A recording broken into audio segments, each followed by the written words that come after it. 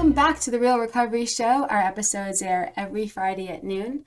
And today's topic is one of my favorite topics. And I get asked about this topic more than any other topic. People ask, how do you listen to your intuition? How do you know what to do? How do you trust? How do you trust God or your higher power or whatever you want to call it? And honestly, this journey did not come easy for me. I went through a lot of pain and suffering because I wasn't listening to my gut. And I know of a lot of people who do listen to their gut, but maybe even don't really want to call it that. They don't want to call it intuition, but I know that they do. And so this has been a journey of going within and becoming more authentic and more true to myself. And so there's a lot to say about the subject, and I'm excited to be able to share whatever it is that I've learned over the years.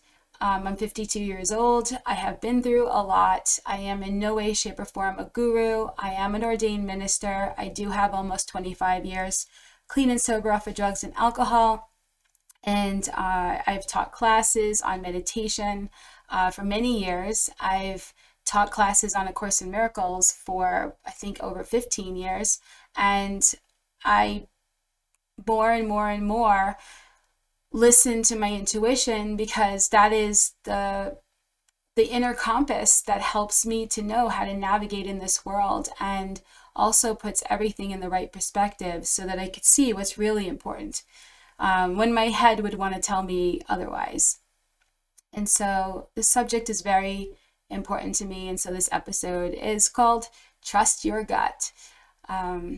Now, it's really important that, and this is something I had to learn because I like to make other people the authority.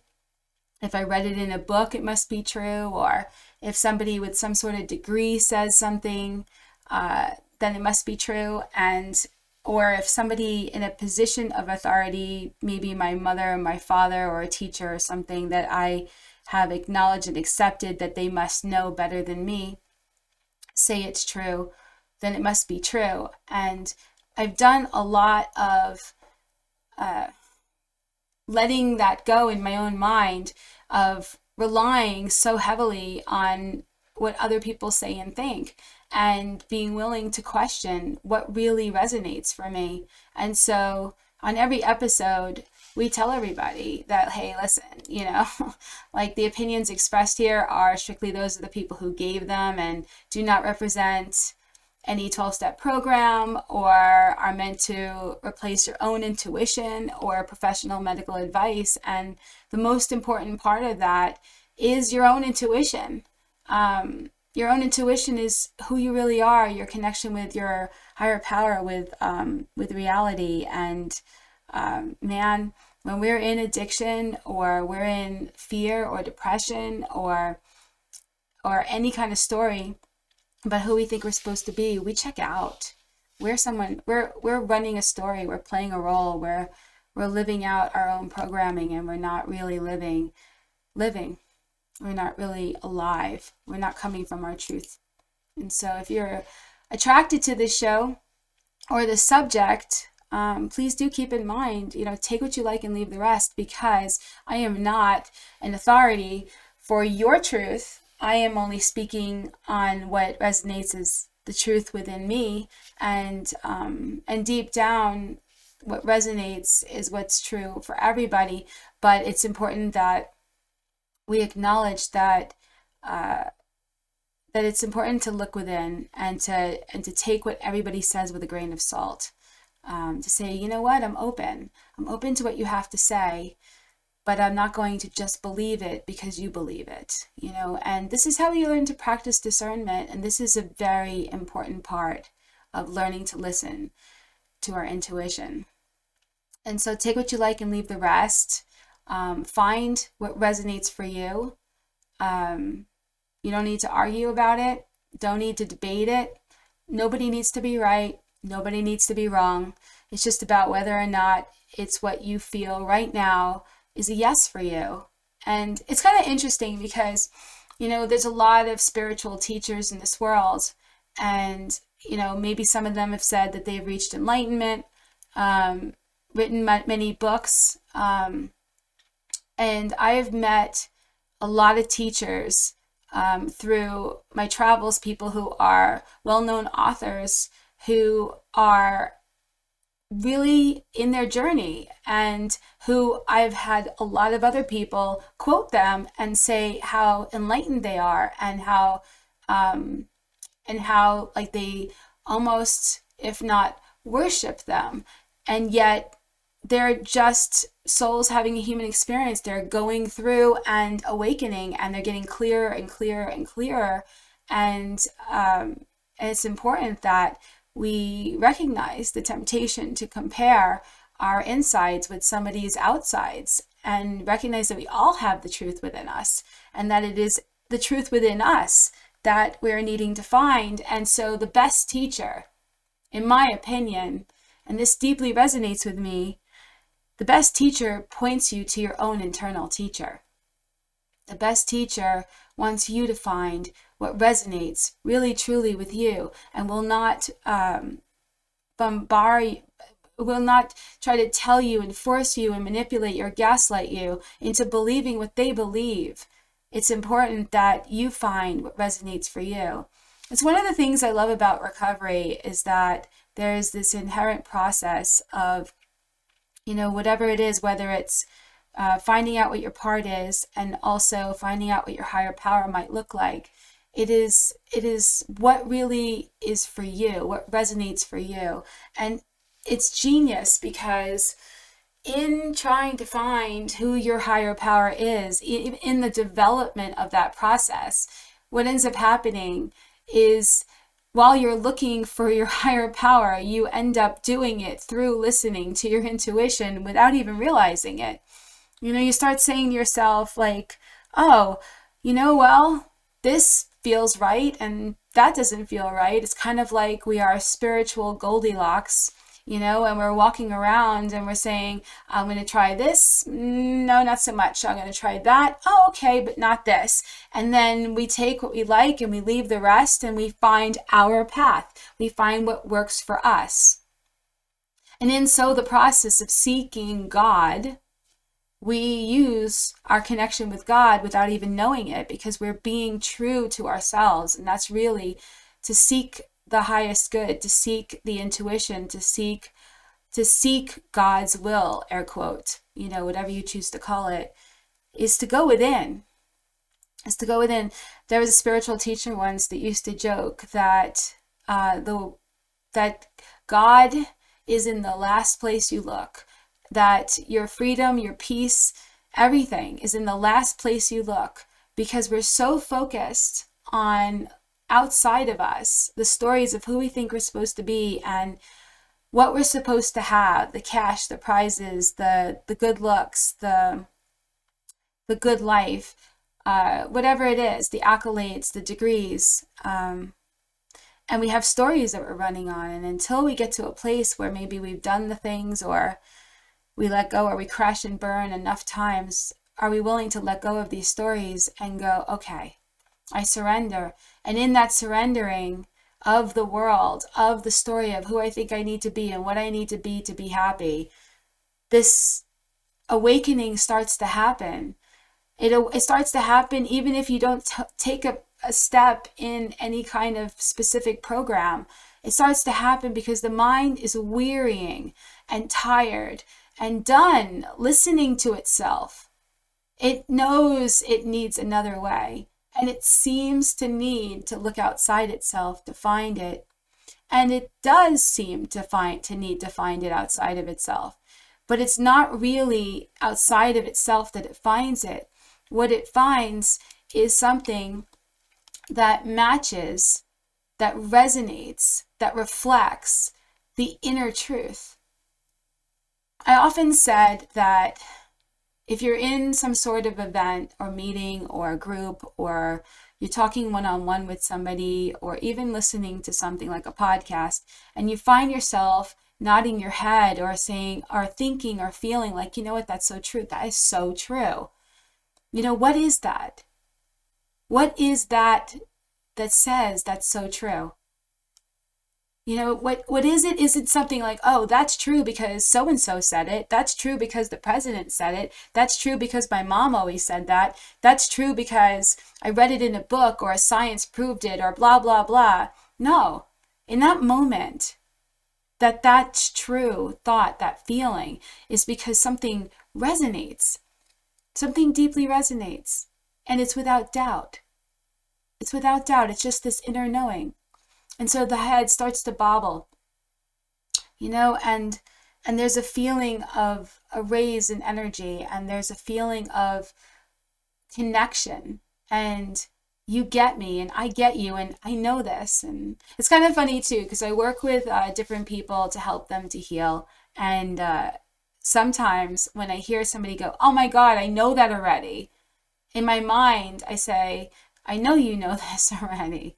There's nothing that I'm going to say here or tell anyone that they don't already know. But do they know it in their conscious mind? Do they know it in the forefront of their thinking? Or is it something that's part of their current narrative, or is their narrative filled with doubt and shame and guilt and stories and have-tos and shoulds and riddled with codependent ideology? If somebody says, hey, I know, it's like, okay, well, there's a disconnect because you're speaking from a perspective of, yeah, of course you know. Nobody's telling you something you don't know. But are you tuning in and are you owning that? There's many times in my life when I was like, oh my God, I know better than this, but why am I doing differently? And so we're going to get into that. Oftentimes when we feel like, there's something that we really want and there's something that we really know is true, but yet we're having different results because we're also believing something else, we need to recognize that there's like an argument going on inside our own minds between our intuition and our story, our ego, our idea of who we think we're supposed to be. Like, oh man, this feels like the next right step, but I don't want to do it because so-and-so might not like it, or I might not get this promotion, or geez, I don't know, like I really want to lose weight, but this doesn't feel like, whatever it is, or I know I need to exercise, it feels like I need to move my body, but I'm tired and I don't want to blah, blah, blah. And so there's this like inner conflict that goes on in our minds, and everybody goes through this process of waking up to listening to their intuition or falling more asleep and listening to their story. I have a friend who, I still love this. He said, man, I would wake up in the morning and I would get in the shower so I can get ready for work. And then I would get in my car, I would fight with the people on the road, and then I would get to work and I would get called into the office and they would tell me what a horrible job I'm doing. And then they would tell me that they have to let me go. And I would be angry and I would tell them they don't know who I am and they don't know what I need and what I bring to the table and blah, blah, blah. And then I would wake up and I would realize I'm still in the shower. And I'm like, wow. The stories that we tell ourselves, the conversations we have where we're the only person there, the ideas that we run on, the inner dialogues that we listen to, the beliefs we have, we have these debilitating ideas that knock us down, and it's just us. And so trusting our gut and listening to our gut means being willing to be wrong about what we believe.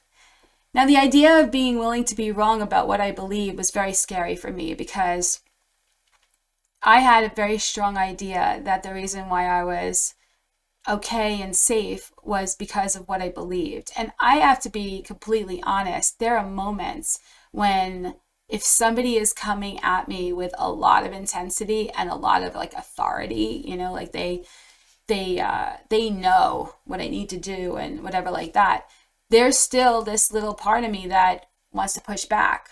It wants to protect its ideas. And it may be that what they're saying is true and could be even helpful, but I can't hear it because it's coming so strongly that my ideas, my story about what I need to do to feel safe is getting triggered. And I might have to take a break from talking to that person for a moment and go and be with what, okay, now it's just information. It's just information. There's not all this, extra charge. What of what they were saying was true? And then I would have to consider it.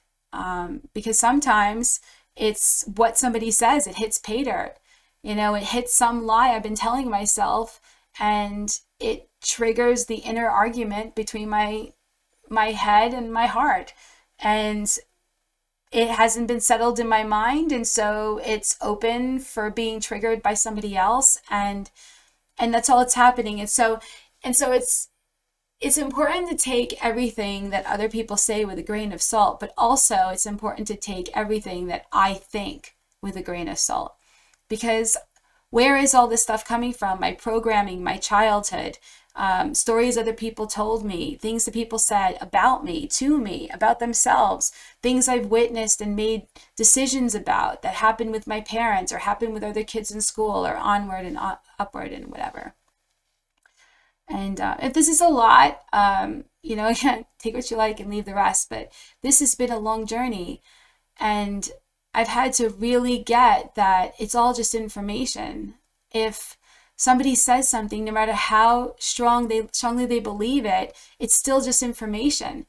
If I believe something, no matter how much I believe it, if I'm defending it, if I am defensive in it, if I am married to it, if I have a charge around it, if I do not have peace, if it doesn't have a feeling of being settled, if I have to rationalize, justify, or defend it, there's a good chance it's part of a story, and I'm not willing to surrender because of some story about what I'm afraid is going to happen if I did. And so this is a very delicate sometimes journey, especially for somebody like me who's had severe PTSD. Now, I grew up in an environment where listening to your intuition and encouraging the kids to listen to their intuition was not part of the equation. We had the concept of God, and we had different concepts of God, which today I'm grateful for. I'm grateful that everybody was not on the same page in their stories, because it showed me a variety of stories when I was growing up. Like, my dad was an atheist, my mom was religious, but nobody really talked about relying on anything or really listening and trusting their intuition. And nobody said, hey, Lise, you listen to your intuition. I trust your judgment, but watch out for the stories you might tell yourself. Really listen. And if this is what you feel is right for you, I trust you. And when you're growing up, you do want parental guidance, since the parents that are going to tell you, how to, look both ways when you cross the road, or how to eat with a fork and knife, and how to dress and play well with others and stuff like that. But when you grow up like I did, where it's chaos and you feel like you're growing up in a forest, man, who do you listen to, and what do you believe? And so I had a lot of stuff to clear out of my mind to be able to really listen better and listen to God and listen to my intuition and my true self. Most of you know, if you've watched any of the episodes before, what kind of childhood I had. I'm not going to go into it for the purpose of saving time, because this topic is just so juicy. But I did, for everything that happened in my childhood, I would say, if I could say what my part was in my childhood, I would say this. The shame that was projected onto me, I accepted. The ideas of who I appeared to be, that my mom or my dad or anything saw, I believed. I told myself, my mother must know, she's my mother.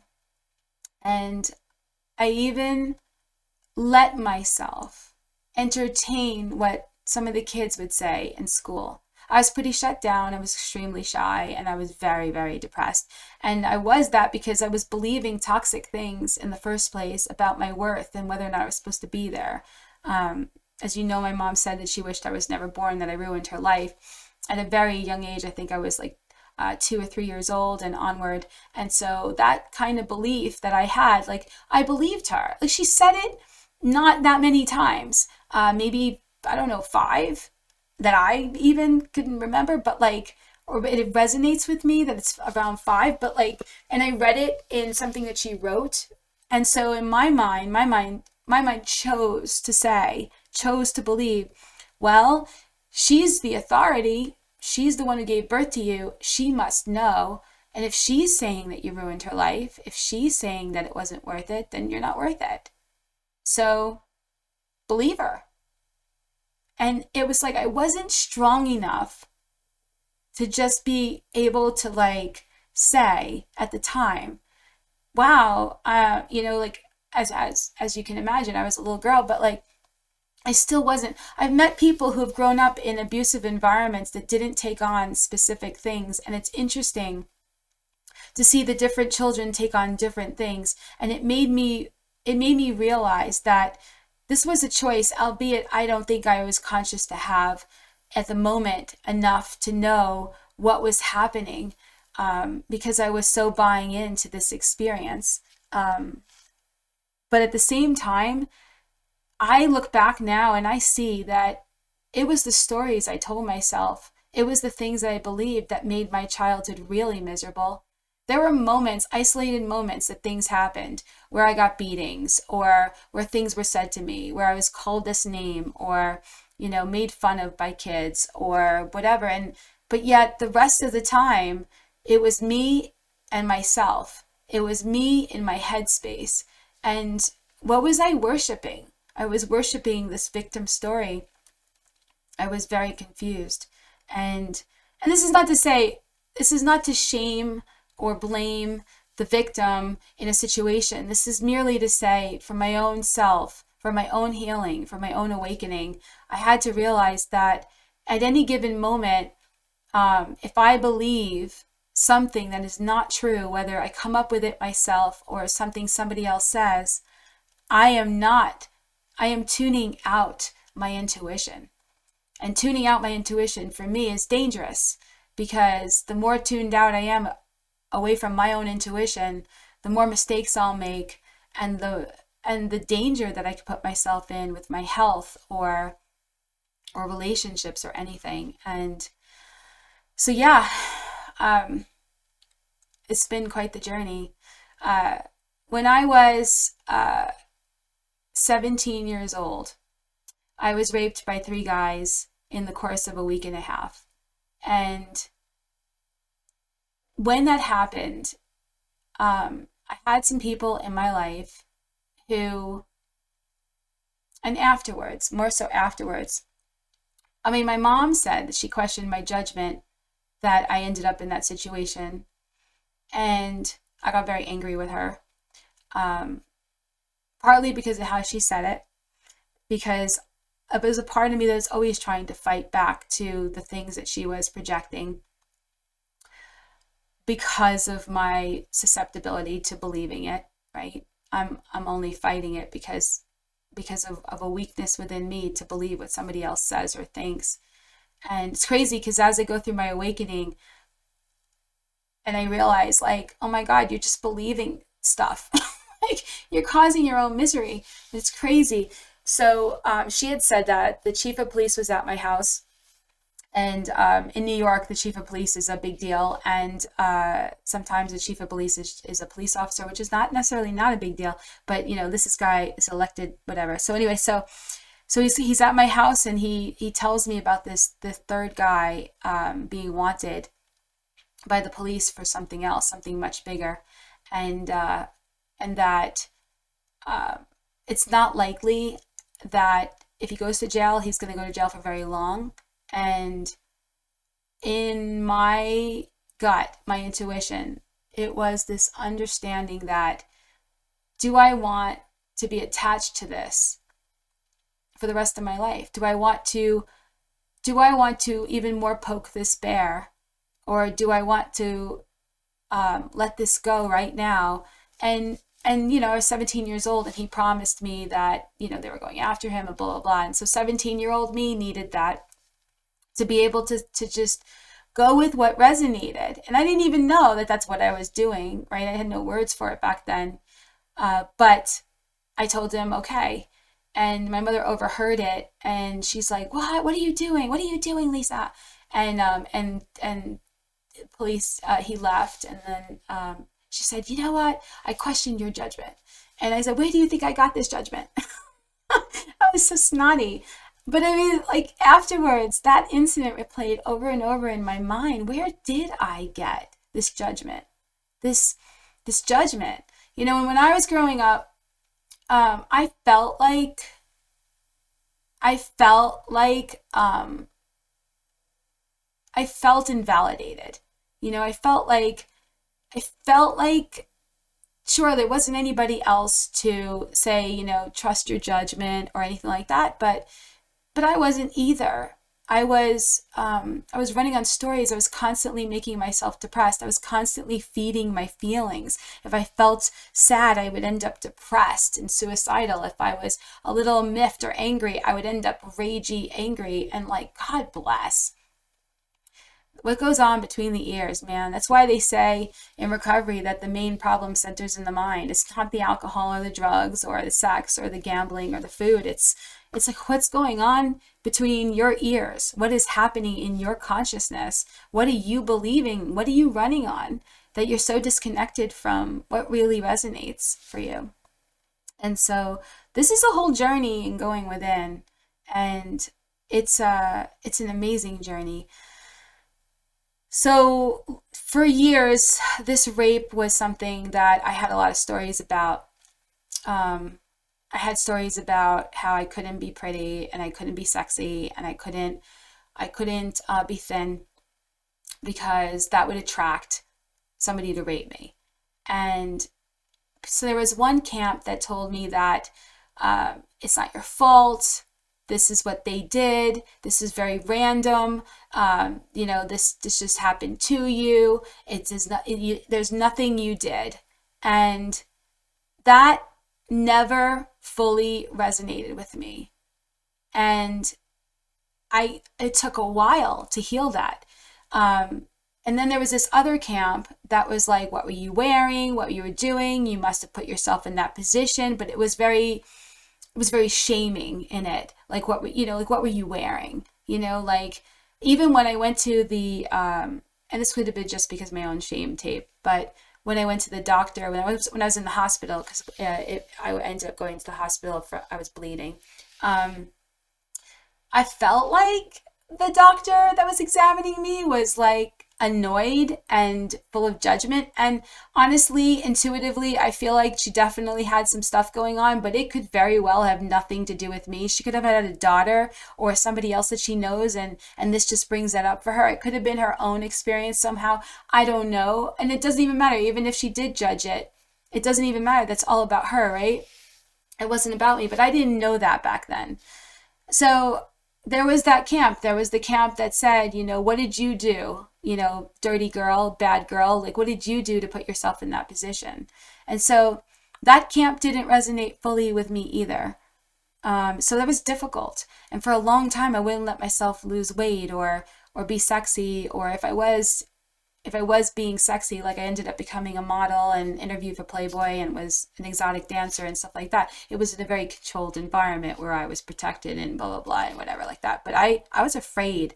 I was afraid of getting raped. I mean, even when I was a dancer, I was told, I was offered all these jobs, and my God, the money that I could have made, and to work in, I worked in some of the top end clubs where you wore gowns and stuff like that. But I was so terrified of that particular mafia in that particular area, because I was afraid they would just take me, use me, and whatever. And it was just a reflection of that rape experience, right? So, and I can go on about that, but the point of this, bringing this up, is that when I went back, when I really healed it, and when I really healed the rape stuff, and yes, it is possible because I did it. it was to recognize that it wasn't either of those extreme camps. It wasn't that I was a bad, dirty girl and this is what I deserved. And it wasn't that I was a victim and it all was random. There were decisions I made. There were things I believed. There were ways in which I didn't stand up for myself. I didn't honor what my gut was telling me. I had a bad feeling. I was checked out.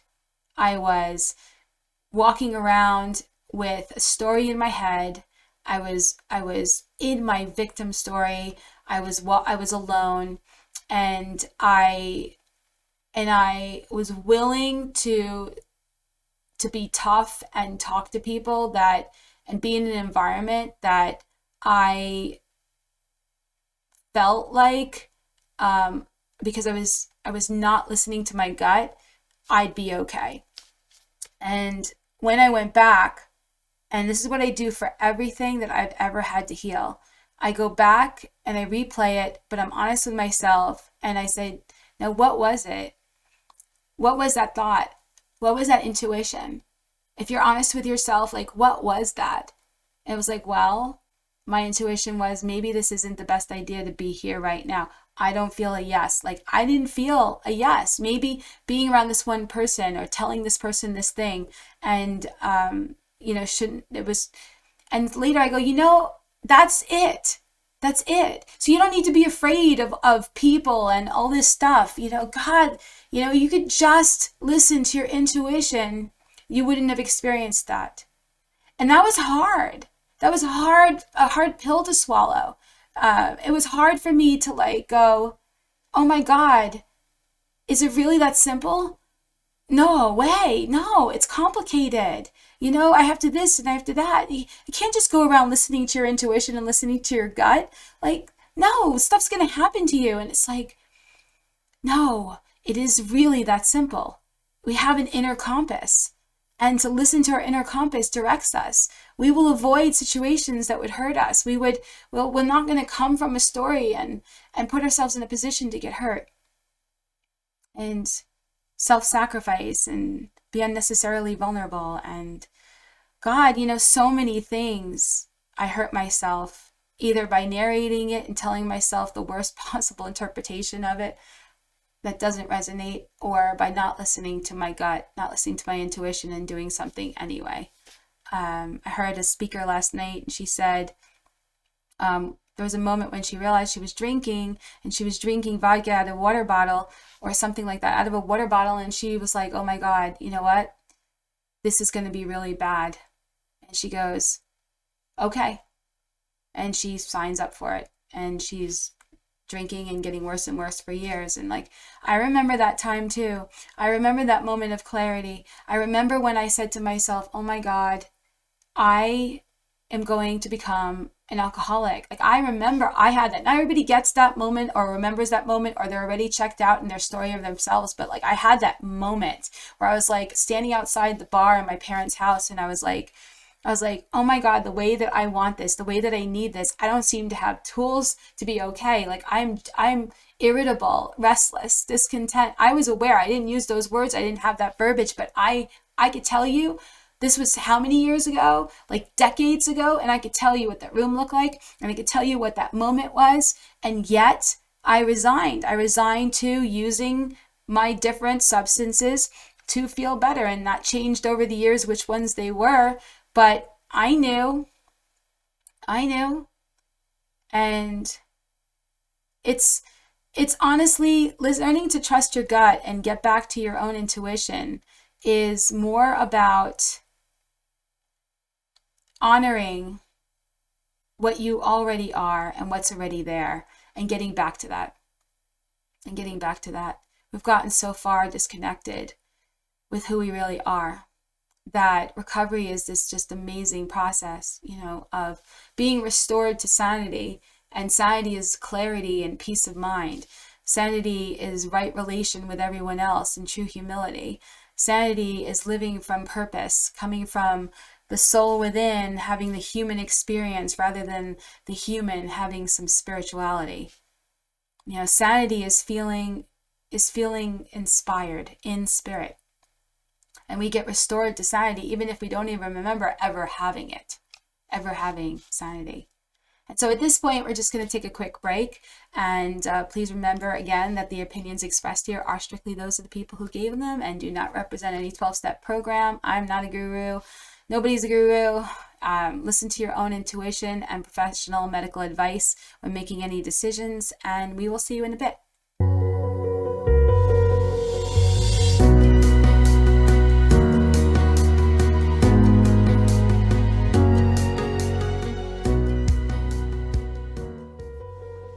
The Meeting Space is a facility with over 100 weekly recovery meetings for addiction from alcohol, drugs, sex, food, gambling, codependency, and PTSD.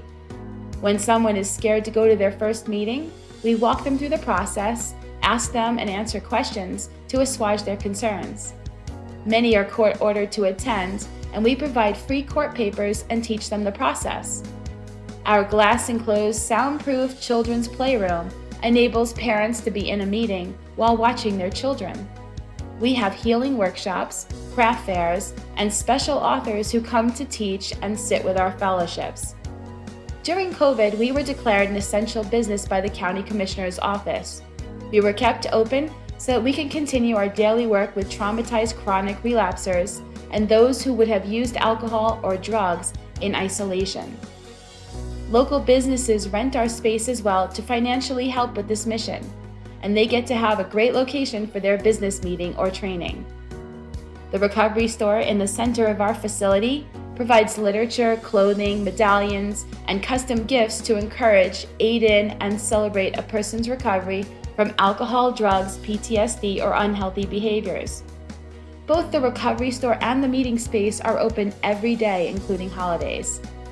Saving lives, educating the community, reducing social stigma, providing a safe place for people to heal. Our nonprofit is supported entirely by donations by people like you who want everyone to have a place to go to heal.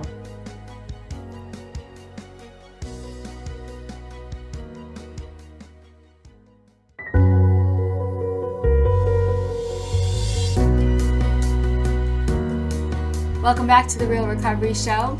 Before the break, we were talking about, listening to intuition, and that some of the really bad things that happened in my life wouldn't have happened had I listened to it.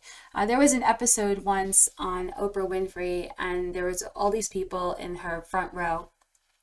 And I loved this episode. Man, I thought about this episode so many times in my life, where all these people had these big things happen in their life, like an accident they got into or something happened. And she went and she talked to each person in the front row, and she said, now, do you remember that moment?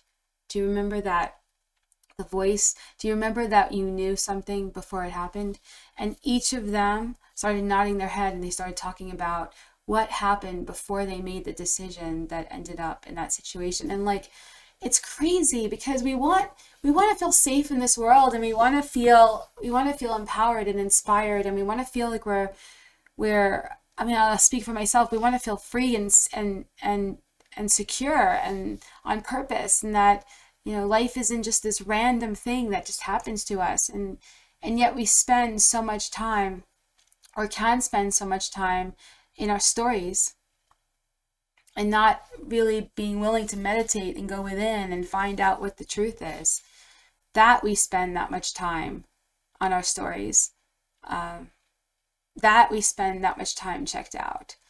And and I was one of those people too. I was afraid. I was afraid of meditating or doing self-inquiry or writing or anything. I was afraid of going within. I was afraid that I would find out or have to face painful things I wasn't going to be able to handle, and find out things that were true that were horrible, and that's not the case at all. I was going to find the way to heal this stuff, and I was going to find the truth.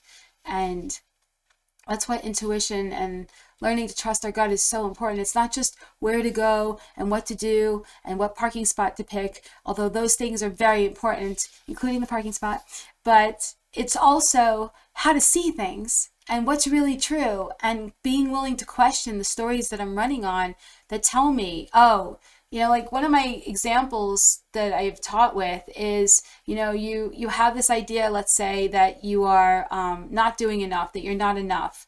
And maybe you've even procrastinated a little bit and you feel guilty about it. And so then the person who's up in charge of you, your manager or your boss, calls you into their office, and your head is telling you already, oh my God, they see this, they're going to fire me, whatever like that. But you go into their office. It's kind of like the earlier example, only you go into their office and they want to praise you. And like there's a part of you that can't even accept it because you're carrying this story about what you really are worth. And if they knew you, like imposter syndrome, if they really knew you, they wouldn't feel this way about you. Or if you're in a relationship with somebody, or you're wanting to get into a relationship and that person is saying that they love you or giving you words of affirmation, and like you can't handle it, you can't just graciously say thank you. It doesn't go within you can't take it all the way in because there's something else living there. There's stories about who we think we're supposed to be and shame tapes. Man, it's important to learn how to be intuitive. It's important to listen to what's true. It's important to question these ideas, because otherwise, man, all I'm doing is walking around with a head full of toxic thinking. I mean, wouldn't it be great to walk into a room and just feel like a part of and feel comfortable in your own skin rather than being afraid of what somebody else is going to think if you speak up or you say anything, And some people even say they don't care what people think, but they're also running on stories too, maybe, right? And so it's really important. One of my teachers years ago, I used to have a radio show on the internet, and I was scared. I was scared to get on the microphone. And he had this intuition that was so strong that I was supposed to teach. And I was not feeling the same way. I mean, secretly inside, I wanted very much to be able to do that. But I just felt no way was I enough. No way. And he was so sure. And it resonated with me. And so the fact that it resonated with me helped me to fight my own doubt. And he even said that. He said, Lisa, to teach, to step up, to own your own voice, to speak from intuition, that's the healing. And the purpose of that is to relinquish malignant self-doubt. Malignant self-doubt. God, that was freaking 20 years ago, I think. 15 years ago? God, I don't even know. I don't know. It was just so impactful because it was exactly what I needed to hear in that moment, and it resonated with me. So yeah, practicing intuition, we could have a story about that. We could say, oh no, that's for somebody who is a minister or somebody who spends a lot of time, doesn't have a family, doesn't have kids, doesn't have responsibilities, doesn't have illness, doesn't have a job. That's for somebody else. Or that's really difficult. Like I tried to meditate, it's too hard. I can't get my mind to be quiet. This is just too difficult. I'm just going to do what I think is the right thing and And honestly, we're listening again to the wrong part of the mind that wants to keep itself small, the mind that wants to keep proving its own stories over and over again. And it's so important that we are willing to go, maybe it's not true. Maybe I can listen to, and maybe in some ways I do listen to my intuition. I had an ex who I was with for a long time, and he had a vehement objection to the word God, and I used to as well, but man, he had some story about that. And you'll find that a lot in recovery as well, is that people have a big story about the word God because it has a lot attached to the expectations, the disappointments, the judgments, the fear of God, the people who are hypocrites and and whatever. But I really wanted to join with this person, and I was listening and trusting in my intuition, and yet I was afraid that if he didn't, we wouldn't really have a good relationship. And so I prayed and I meditated, and I was open. I was willing to let go of whatever, and I was open. And my intuition said, my intuition showed me how he was already listening to his intuition and listening to God, air quotes. And so I was blown away. It wasn't anything that I thought, it was how he researched, how he was somebody he was a DJ, and how he worked a room, how he was able to find solutions when he was producing stuff, and when he had problems, this was back in the day when we built computers from scratch and Fry's was in existence, and this was before Fry's. But I was like so impressed that God was able to show me another way of seeing how he was already listening. And then I got guided to tell him, and I told him, and he lit up. And from that point forward, I saw him start to change the narrative in his own mind and realized that he already had it, that he was listening to it. And so oftentimes when I'm teaching or working with somebody, that I know is my job, is to point them to where they're already listening and how to listen better.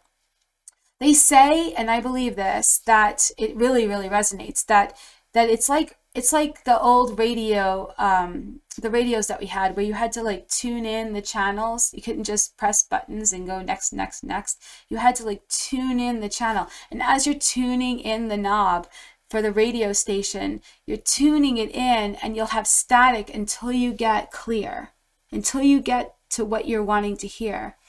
And so we're constantly tuning in and out of intuition and self. And so if we're wanting to like listen to the story, we're like, hey, turn the volume up. I really want to hear about why I should be angry about this. I really want to hear about why I should be sad about that, why I should be upset, or what I should be motivated by. I really want to hear the Lisa channel. And it's like, and then you go, oh my God, I do not like how I feel. This is not good. You want to turn down that volume. And when you're, oh my God, please show me how to see this differently. And you start tuning into another channel and you start seeing. So how do you do that? How do you tune into your intuition? We've talked about why it's so important. We've talked about that people can hear it, that people already do hear it. They may not even call it that, but how? How do you listen?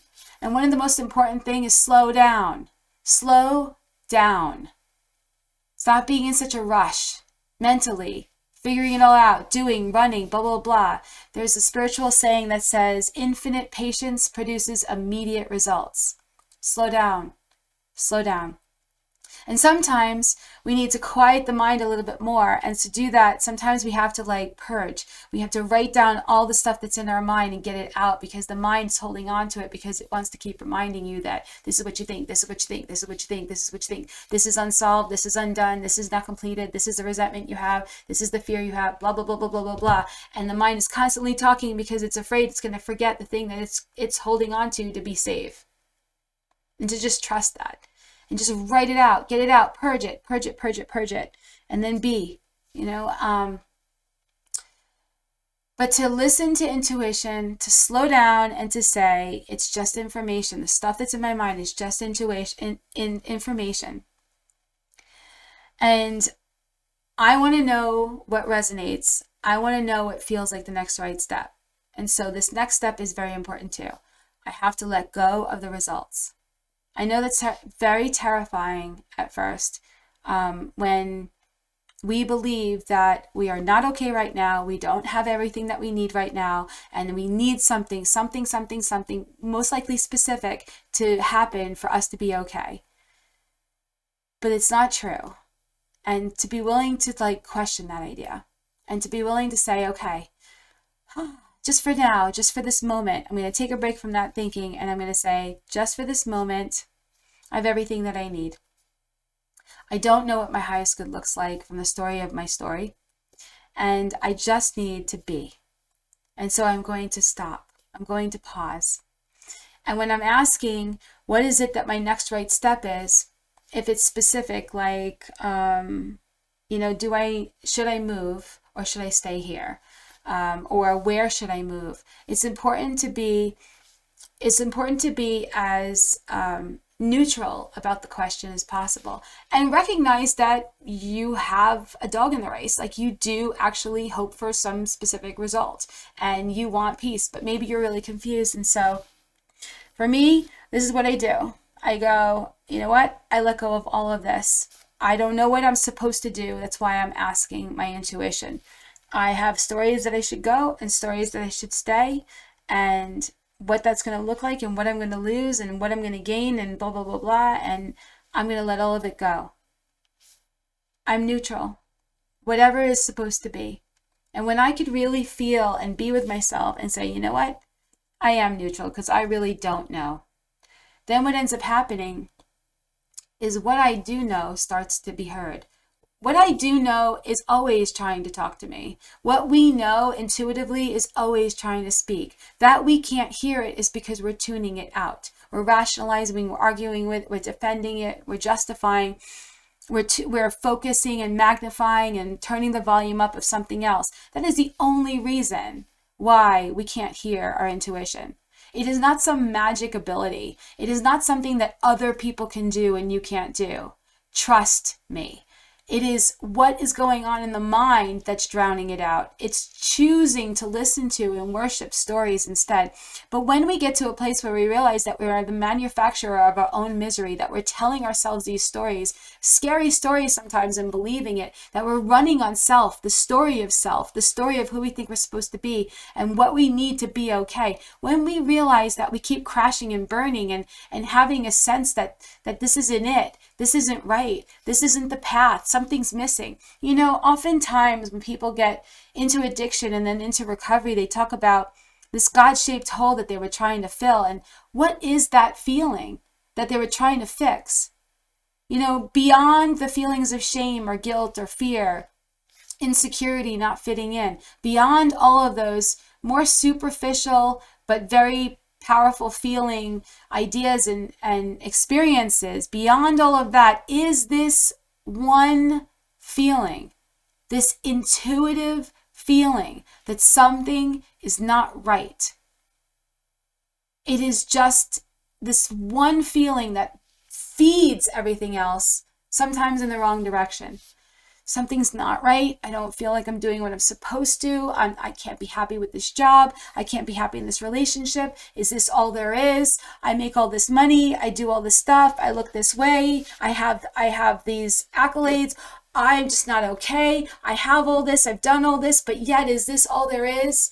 This feeling, or something's not right. Something's not right, but I don't know what it is. I'm not even asking. I don't know how to ask, so I'm just going to make a decision anyway. But I'm going to make a decision because I'm going to rationalize this. This is good. I'm going to just do this. I'm going to pump myself up and do it. But I carry with me that feeling that something is not right. And what that feeling is the door to your intuition. My intuition is trying to tell me something, and I'm not slowing down and listening to it and honoring it. And sometimes you got to put a voice to it. Have a trustworthy friend that knows the purpose of what you're trying to accomplish. Not somebody that's going to project all over it or question your judgment or gaslight you. You have your own internal gaslighter for that. You don't need that. You don't need somebody else telling you not to listen to your intuition. You already tell yourself not to listen to your intuition. But finding people who recognize the purpose of what you're trying to accomplish. And it's through self-honesty, being willing to be honest, that is the fast track to your intuition. Because you see, when I'm telling myself stories about how things are supposed to be, I'm actually telling myself lies. I don't know this stuff. This is just me. I think I need to be beautiful to be safe. I think I need to have money to be secure. I think I need to be admired to be needed. I to have purpose, like whatever it is. I think I need this car. I need the. You know, I attach my serenity to things, whatever. But I'm lying to myself. I don't actually know what my highest good looks like. I don't. I look back and I go, wow, I was wrong. How many times do you have to be wrong before you start to question maybe not everything that you're running on is true? Because a lot of the ideas that we're running on come from other people or stories or government or society or books or experiences that we didn't understand at the time, but we made a decision about. And our heads got so loud, and our story of ourselves got so overly relied upon. And that is not the right use of our mind. Our mind is not meant to be clouded with all the self-doubt. It's not meant to be running in a million directions. We need to learn to slow down. And the mind will say, no, I have so much stuff to do. That's good for somebody who doesn't have a life, but I have a lot of stuff to do. Don't you know how important I think I am? And it's like, and this is what I've learned, and I have to sometimes learn again, is that, I run a business, I have a nonprofit, I work with people to help them heal. I sometimes teach classes and speak. I have this podcast, and we have this nonprofit. We're working on all these different programs. There's a lot going on, and I could lie to myself any given day. I have health stuff that I've had to overcome, hypoglycemia, epilepsy, spine injuries from childhood, blah, blah, MTHFR, yada, yada, yada. And I've told myself these things too. I would slow down if, but I cannot hear and honor my intuition if I don't slow down. Even in war, sometimes they have to take a step back, recalibrate, go over their plans, get an aerial view, feel what feels like the next right step, and then move forward again. Sometimes in relationships, we get to a place where we're butting heads and we need to stop, go to our corners, be with it, process it separately, and then come together. In the morning, when we're guided in recovery to start the day by praying, by turning over our entire day to our own internal teacher, to our higher power, to God, to whatever you want to call it, to be with it, to read meditation books. It's the slowing down that gives us that focus, that clarity. It is by slowing down that the speed and the noise of the mind starts to calm down, and we start to hear, and we start to go blah, blah, blah. Like if you've ever been hysterical, or you've talked to somebody who is hysterical, and I can't imagine anybody on this that hasn't either been hysterical and or talked to somebody who is hysterical.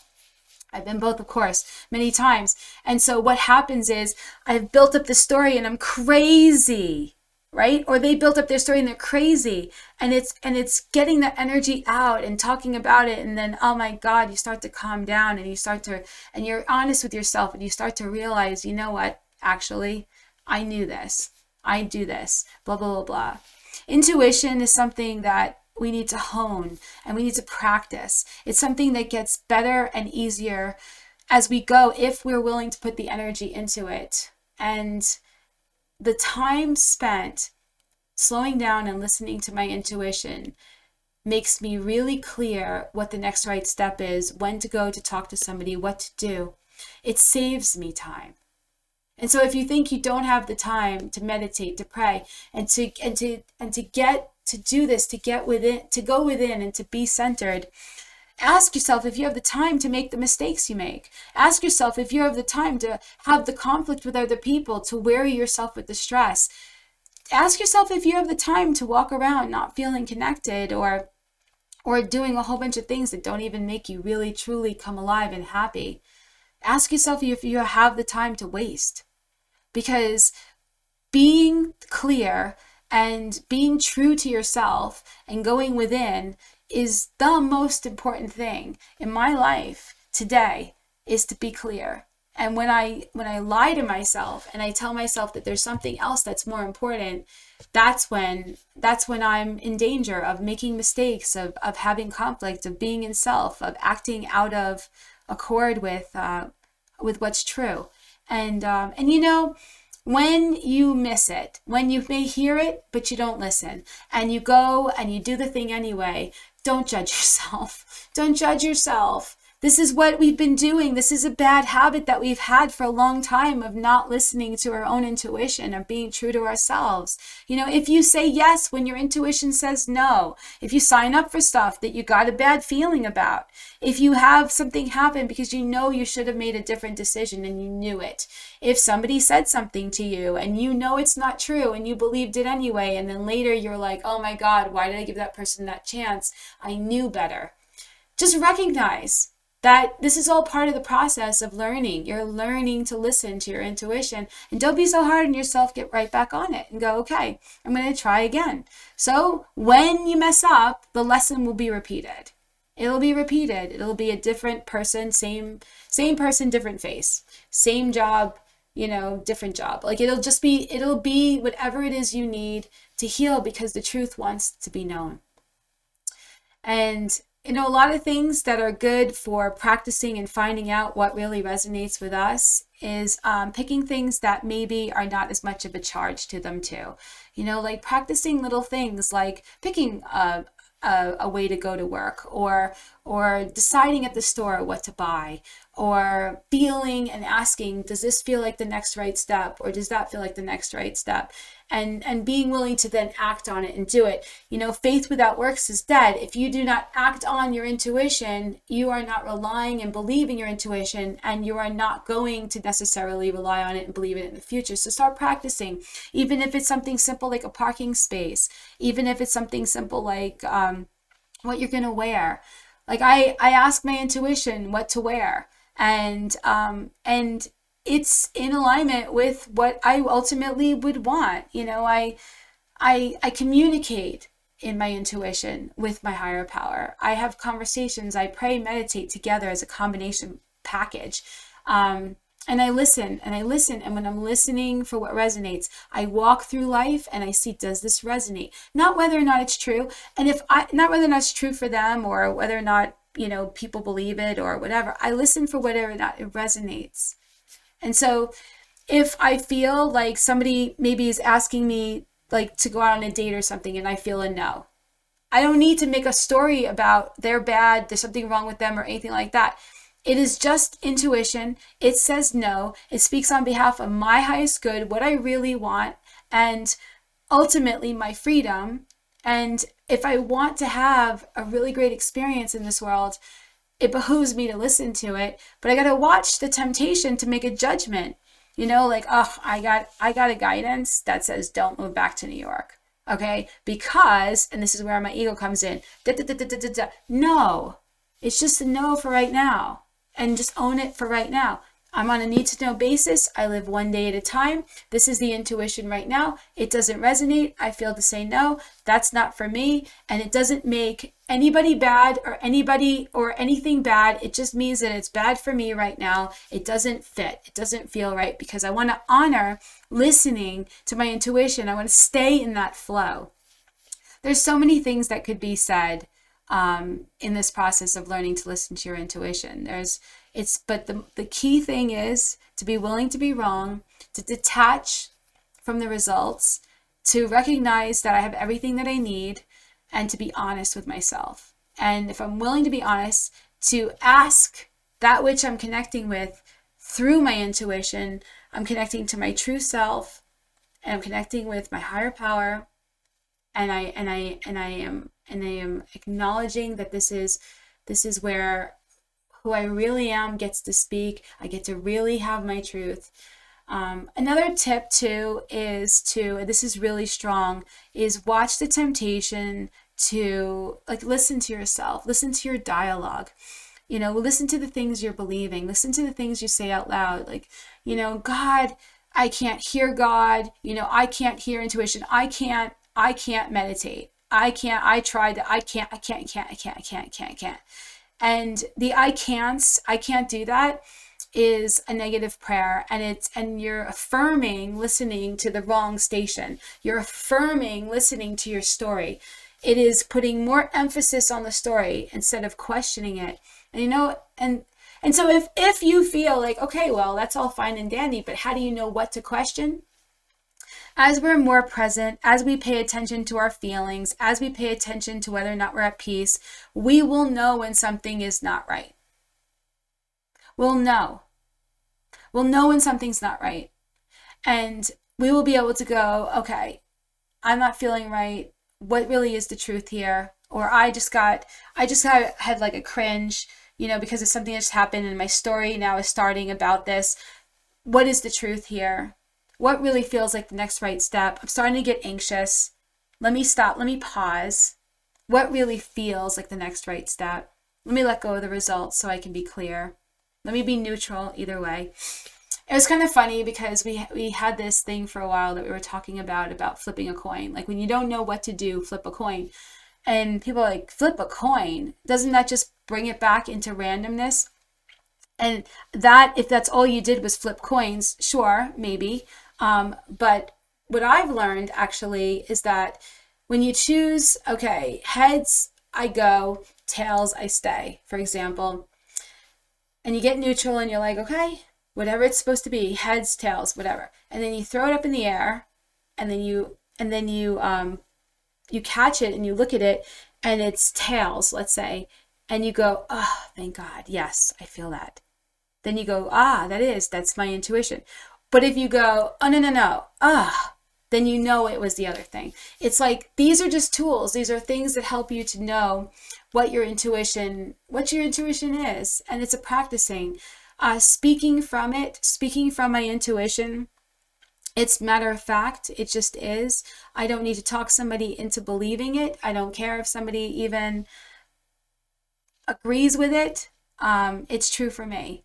Whereas if I am running from my story, I want to debate it, I want to defend it, I want to rationalize it, I want to justify it, and I want to argue it, and I need somebody else to hear me and to believe me and to agree with me and whatever. And honestly, it's exhausting.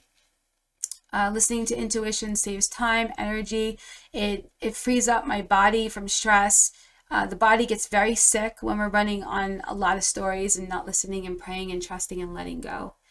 And so practice, rely on it, make decisions, play with it, buy books about it, talk to people who listen to their intuition, find out what really resonates for you. But at the end of the day, trust, speak to your own internal teacher.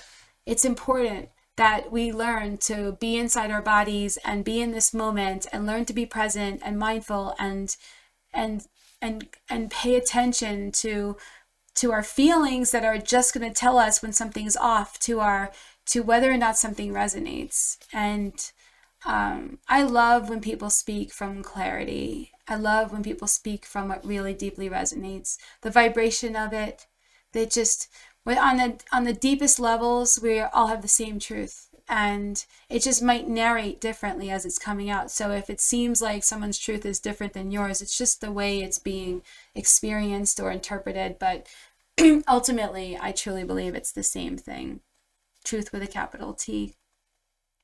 And so recognizing that I am a soul having a human experience and wearing life like a loose garment. I've had a lot of things happen in my life. I've gone through a lot. I've been homeless. I've been really sick. I nearly died. I think it was 11 years ago. I've had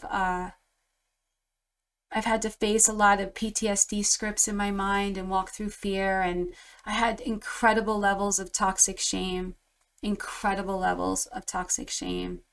I lived my life for a long time with one foot out the door. I had suicidal ideations all the time. Every time something would overwhelm me, I'd be like, well, I want to die. I want to die. I want to check out. And all my addictions were very much in alignment with that. Needing to not be here, anywhere but here, anytime but now, anybody but me. I can't do this. I can't. And so learning to listen to my intuition and having my intuition tell me where I need to go, even what event I need to go in recovery to, or who I need to speak to if something's coming up to heal, and recognizing that some days it's going to be cloudy and I'm not going to feel that deep, pure clarity that I normally feel. And some days I'm going to be so clear that I think it can't be possible that I'm going to lie to myself again, or that there's anything else to heal. But it's a process. Healing is a process. I used to think that it was this vertical thing where I just heal and I'm done and that's it. And maybe eventually, but through this whole process, it has been, I heal something comes up to heal that blocks me intuitively. And then as I question it and I get the ahas, I get to bask in that newfound state of mind, that clarity, that freedom that comes from a shift in perception. And then something might come up to heal again. And when it comes up, I recognize it's just coming up. It's just information. It's just something that's out of alignment that needs to be looked at, because I've been on the planet for 5 decades, man. There's some stuff that I've believed that aren't true, that I've allowed myself to accept in my consciousness as the truth. And sometimes without even being enough conscious to know that I made the decision, wanting to believe something because somebody else said it. And, like that saying, a man who stands for nothing falls for anything. It's important It's important to thine own self be true, to find out what really makes you tick. And recognize that even if you get an intuition that says, do this right now, it may not be tomorrow's intuition. That's the point of this. The point is to live one moment at a time, to be present, to be tapped in, and to recognize that we're healing and we're growing, and somebody that you're not supposed to talk to today might be somebody you're supposed to talk to tomorrow, and some job you're not supposed to do today might be something you're supposed to do tomorrow, and something that you feel a yes about and you're excited about may be something that is not what you think it is. It's just pointing you in a direction for something else that's you're supposed to experience. And the last thing I'll say is, and they talk about this in recovery a lot, is that if you have a really big charge and you're super, super excited about it, pause and be clear and be willing to let go and still stay in that humble place of taking it one step at a time, because it is possible that we're adding a story to it. And the more story that we add to what our intuition is, the more likely we're not going to be able to hear the next intuition that says, I need you to turn this way.